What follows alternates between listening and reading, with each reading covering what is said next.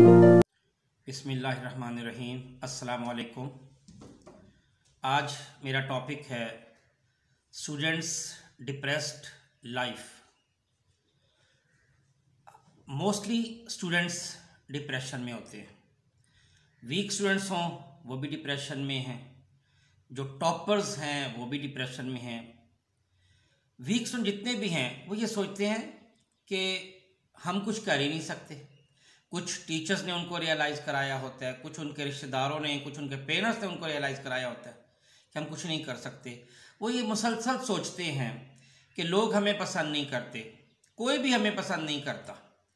फिर उनको होता है कि हमारा जहन बहुत कमज़ोर है, हम जो याद करते हैं या याद करने की कोशिश करते हैं हमें याद नहीं रहता, वो मेरे दोस्तों को सब याद हो जाता है। फिर ये भी सोचते हैं कि मैं तो हूँ ही निकम्मा, मैं तो अच्छे नंबर ले ही नहीं सकता। ये चीज़ें उनको मज़ीद डिप्रेस कर देती हैं। और जो टॉपर्स हैं वो भी डिप्रेशन में हैं, इसलिए कि अगर टॉप नहीं किया तो ये उनको डिप्रेशन आ जाएगा कि मैंने टॉप क्यों नहीं किया। पिछली दफ़ा मेरी फर्स्ट पोजीशन थी, इस दफ़ा मेरी सेकंड क्यों आ गई या थर्ड क्यों आ गई। या अगर कुछ नंबर कम आ गए तो जी मैं इन मार्क्स के साथ में अपने वालिदैन को क्या मुंह दिखाऊंगा। या जितने नंबर की मैंने एफर्ट की थी वो मेरे नंबर नहीं आए। ये चीज़ें उनको भी डिप्रेशन में ले आती हैं। और मुसलसल चूँकि एग्ज़ाम्स हो रहे हैं इसलिए मुसलसल डिप्रेशन रहता है। ये जो स्टूडेंट्स हैं आपको भी पता है कि इन पे हर तरफ से प्रेशर होता है। कुछ प्रेशर पेरेंट्स की तरफ से, कुछ बहन भाइयों की तरफ से, रिलेटिव्स की तरफ से, टीचर्स की तरफ से, स्कूल की तरफ से। वो हर वक्त डिप्रेशन में आ जाते हैं और परेशान रहते हैं कि हम करें तो क्या करें। हम दिन रात पढ़ते हैं, आखिर पढ़ने की भी कोई लिमिट है।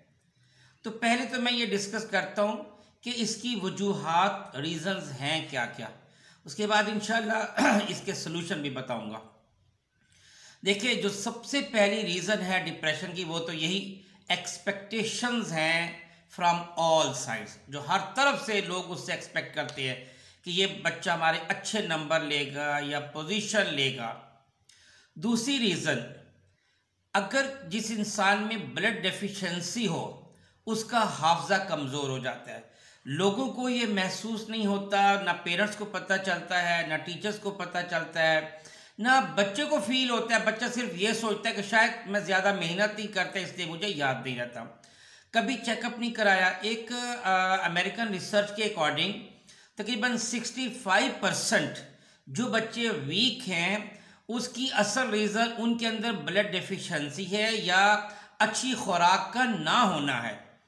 रीज़न ये है कि बच्चे सुबह बहुत हल्का फुल्का नाश्ता करके स्कूल आते हैं, बाज़ औक़ात कोई नहीं भी नाश्ता करते।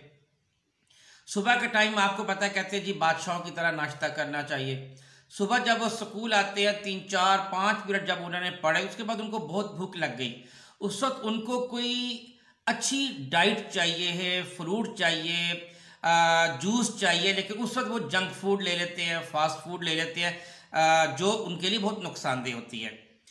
अगली रीज़न एक और है, जो उनको हर वक्त सज़ा का डर पेरेंट्स की तरफ से। जो वीक है उनको भी सज़ा का डर, और जो टॉपर्स है उनको टॉन्ट का डर कि लोग हमें क्या कहेंगे, पेरेंट्स हमें क्या कहेंगे।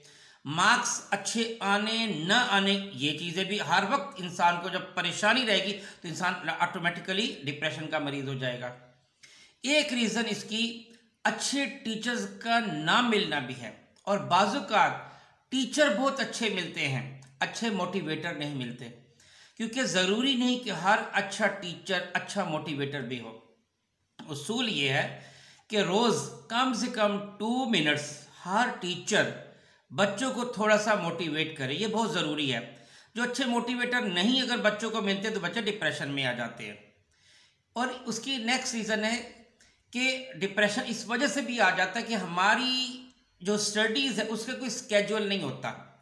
मोस्टली जो स्टूडेंट्स हैं वो शुरू के 5-6 महीने ज़ाय कर देते हैं, और जब एग्ज़ाम नज़दीक आते हैं फिर उस वक्त परेशान हो जाते हैं, पढ़ना शुरू करते हैं, लेकिन काफ़ी टाइम उस वक्त तक वेस्ट हो चुका होता है। तो ये बहुत बड़ा इशू खड़ा हो जाता है। और एक और रीज़न जो आजकल बहुत आम हो गई है और वो है स्क्रीन को टाइम देना।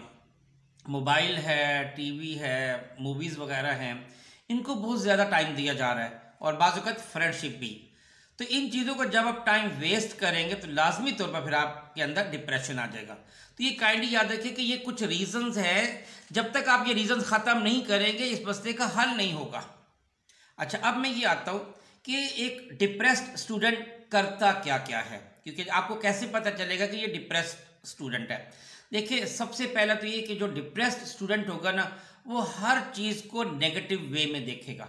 हर चीज़ में, यानी वो सोचेगा मेरे पेरेंट्स मुझे प्यार नहीं करते, मुझे अच्छा नहीं समझते, मुझे हर कोई इग्नोर करता है, मुझे कोई हक नहीं करता, वगैरह वगैरह। वो अपनी सोच सोच में मायूसी के गड्ढे में गिरता जाता है, गिरता जाता है। हत्ता कि ऐसा भी होने लग जाता है कि जी नींद की गोलियां, स्लीपिंग पिल्स जो है वो खाना शुरू कर देते हैं, ऐसा भी हो जाता है। और ऐसा भी हो जाता है कि बाज़ वक़्त इतने परेशान हो जाते हैं या पेरेंट्स का इतना ज़्यादा डर हो जाता है। तो याद रखिए कि इन सब चीज़ों में पेरेंट्स का बहुत ज़्यादा रोल है, क्योंकि ये बच्चों को डिप्रेशन में लाने वाले मोस्टली या टीचर्स हैं या पेरेंट्स हैं। क्योंकि बच्चे छोटे हैं, यानी यूँ समझे कि ये कले है आपके हाथ में, ये है, आप इसको जैसा चाहे इसको मोल्ड कर लें, जैसा चाहे इससे आप सांचा बना लें, स्ट्रक्चर बना लें। तो बिल्कुल यही चीज़ है कि बाज़ बच्चा परेशान होकर डिप्रेशन में या सज़ा के डर से घर से भाग जाता है, और नतीजा खरकारों की हत्या चढ़ जाता है, जो चाइल्ड लिफ्टर्स होते हैं उनकी हत्या चढ़ जाता है, और हमेशा के लिए आपको पता है कि वो भिखारी बना देते हैं। और ऐसा भी होता है कि बाज़ कोई बहुत ज़्यादा डिप्रेशन में जाके कोई ना कोई सख्त फैसला कर लेता है और अपनी ज़िंदगी ख़त्म कर बैठता है। तो याद रखिए कि डिप्रेशन के जो मरीज़ हैं वो कभी दूसरे डिप्रेशन के मरीज़ से मशवरा ना करें, वो किसी सेहतमंद इंसान से मशवरा करें। वरना होता क्या है कि एक डिप्रेशन का मरीज़ हमेशा डिप्रेशन के मरीज़ से ही मशवरा करता है, नतीजतन और ज़्यादा कॉम्प्लेक्स का शिकार हो जाएगा, इन्फीरियरिटी कॉम्प्लेक्स का शिकार होता जाएगा। और एक और इसकी एक निशानी ये होती है कि ऐसे जो डिप्रेशन वाले बच्चे होते हैं, ये छोटी छोटी बात पे इरिटेट हो जाते हैं और उनको हर वक्त गुस्सा चढ़ा रहता है, हर वक्त उनकी नाक में गुस्सा, छोटी छोटी बात पे घर में लड़ेंगे, पेरेंट्स के साथ शाउटिंग करेंगे, ऊंची आवाज़ में बात करेंगे, बहन भाइयों पे बार बार गुस्सा निकालेंगे। और इसका नतीजा ये होता है कि ये जो कुछ कर सकते हों वो भी नहीं कर सकते, यानी वो अपना बेस्ट क्या बेटर देने के काबिल भी नहीं रहते। तो ये थोड़ा सा मैं एक बात कहना चाहूँगा यहाँ पे कि याद रखें, ये मेरी तमाम पेरेंट्स से गुजारिश है कि डिप्रेशन में जो बच्चे हैं वो बाय चॉइस नहीं हैं, वो भी अच्छा बनना चाहते हैं, वो भी सबकी नज़र में बेहतरीन बनना चाहते हैं, लेकिन कुछ सरकमस्टांसिस या कुछ उनको प्यार देने में कमी रहेगी जिसकी वजह से ये इशू शुरू हो गया। तो काइंडली हमें ये सोचना चाहिए कि ये हमदर्दी का मुस्तहिक है ये बच्चा। अच्छा देखिए, मैं आपको कुछ हिस्ट्री से मिसालें देता हूँ, बल्कि हिस्ट्री का मैं आपको प्रेजेंट की मिसालें देता हूँ। बहुत से ऐसे बहुत बड़े बड़े नाम हैं कि जो स्कूल में कोई अच्छी परफॉर्मेंस नहीं दिखा सके, लेकिन उन्होंने दुनिया में अपना नाम पैदा किया। ये मैं इसलिए मिसालें देने लगूँ दो चार, कि ज़रूरी नहीं है कि देखिए आप चाहते थे कि आपका बच्चा जो है ना सपोज मैट्रिक में 97% मार्क्स ले, उसके नहीं आए तो कोई बात नहीं, ज़िंदगी तो उसकी ख़त्म नहीं हो गई है। या आप चाहते थे कि वो डॉक्टर बने और वो डॉक्टर नहीं बन सका तो उसकी ज़िंदगी तो ख़त्म नहीं हो गई है। देखिए, आपने बिल गेट्स का नाम आपने सुना होगा, और आपने मार्क ज़करबर्ग जो है ना उसका नाम भी आपने सुना होगा, कि ये लोग वो जिनको यूनिवर्सिटी में दाखिला नहीं मिला, कि जी अच्छी परफॉर्मेंस नहीं है आपकी पिछली क्लास में, लेकिन फिर भी आप देखिए उन्होंने कितना नाम कमाया और दुनिया में कितनी दौलत कमाई उन्होंने। साइमन कॉवेल का नाम अगर आपने सुना हो, म्यूज़िक इंडस्ट्री में बहुत बड़ा नाम है, ये ओ लेवल में फेल हुआ लेकिन देख रहे हैं बड़ा नाम बना उसने। वॉल्ट डिज्नी आपने सुना होगा, जिन्होंने ये जो मिकी माउस वाली मूवीज़ बनाई हैं, ये बार बार नाकाम, हद तक ये यानी एग्ज़ाम में फेल हुआ, लेकिन फिर भी आप देखिए इसने कितना नाम कमाया। इसी तरह एडिसन का नाम आपने सुना होगा, आपको पता है कि उसको स्कूल से निकाल दिया गया था, आपने वो स्टोरी भी पढ़ी होगी, जिसमें टीचर्स ने लिख के भेजा कि जी हम आपके बच्चे को नहीं पढ़ा सकते, कि ये बच्चा पढ़ ही नहीं सकता। और माँ ने उसको ये कहा कि टीचर लिखते हैं कि बच्चा आपका बहुत लाइक है, हम इसको नहीं पढ़ा सक रहे, ये बच्चा हमारी यानी इंटेलिजेंस से भी बहुत आगे जा रहा है। तो ये इस तरह के और जो है ना एक और बड़ा मशहूर नाम जो है ना स्टीव स्पिलबर्ग जो है ना नाम है, इन्होंने बहुत बड़ी बड़ी मशहूर मूवीज़ बनाई हैं, जैसे इंडियाना जोन्स है, जुरासिक पार्क है। इन्होंने फिल्म स्कूल में दाखिला लेना चाहा था, लेकिन इनको नाकाम कर दिया गया कि आप इस काबिल नहीं का फिल्म स्कूल में दाखिला लें। और देख ले वही बच्चा बाद में उन्हें कितनी बड़ी बड़ी मशहूर मूवीज इसने बनाई। तो ये बड़े बड़े नाम हैं दुनिया में, और इसके अलावा बेशुमार एग्जाम्पल्स हैं जो कोट की जा सकती हैं कि शुरू में ये लोग नाकाम हुए लेकिन इन्होंने हिम्मत नहीं हारी और आखिर दुनिया में कामयाब हो गए। तो मेरा कहने का मकसद ये है कि ये जो डिप्रेशन है, ये आप इस वजह से ना किसी बच्चे को डिप्रेशन में आने दे कि थोड़ा सा नाकाम हुआ या उसके मार्क्स कम आ गए। अब मैं कुछ इसके सोल्यूशन की तरफ आता हूँ। ये बड़े बहुत अच्छे सोल्यूशन है। देखिए, सबसे पहला जो पॉइंटर है वो डाइट है हमारी। जो चीज़ें इंसान में डिप्रेशन लाने की वजह बनती हैं उनमें से कुछ जो हमारी खुराक, उनमें सबसे पहला बीफ है, फिर आपको पता जंक फूड है, फास्ट फूड है, बेकरी की जितनी भी अशिया हैं वो सारी की सारी हैं, फिजी ड्रिंक्स हैं। ये चीज़ें जो है डिप्रेशन का बाइस बनती हैं। हमें उसके बदले में जो लेनी चाहिए वो आपको भी पता है, आपने बहुत दफ़ा सुना होगा कि फ्रूट आप लें, आप वेजिटेबल्स खाएं, आप ग्रेन्स लें, आप ग्रीन टी पिएं, वाइट मीट यानी फ़िश वगैरह आप लें। ये बहुत बेहतरीन चीज़ है। इसमें 3 ऐसे पॉइंट्स हैं जो पेरेंट्स के करने वाले हैं। देखिए, पहला पॉइंट ये है कि बच्चों को आप बहुत ज़्यादा प्रेशराइज ना करें। अगर आप समझते हैं कि बच्चे के मार्क्स कम आए तो जायज़ा ये ले कि कमी कहाँ पे थी, शॉर्टकमिंग कहाँ पे था, उसकी आप स्केड्यूल को दोबारा सेट कर लें, उसकी पढ़ाई की स्टडी रूटीन को दोबारा सेट कर लें, उसको टॉन्ट ना करें, उसको स्नब ना करें। ये देखिए, जो कमी बेशी उसको दूर कर लें, कोई हर्ज नहीं। दूसरा ये कि बच्चे को हमेशा आप प्रोटेक्शन का और अपनायत का एहसास दिलाएं।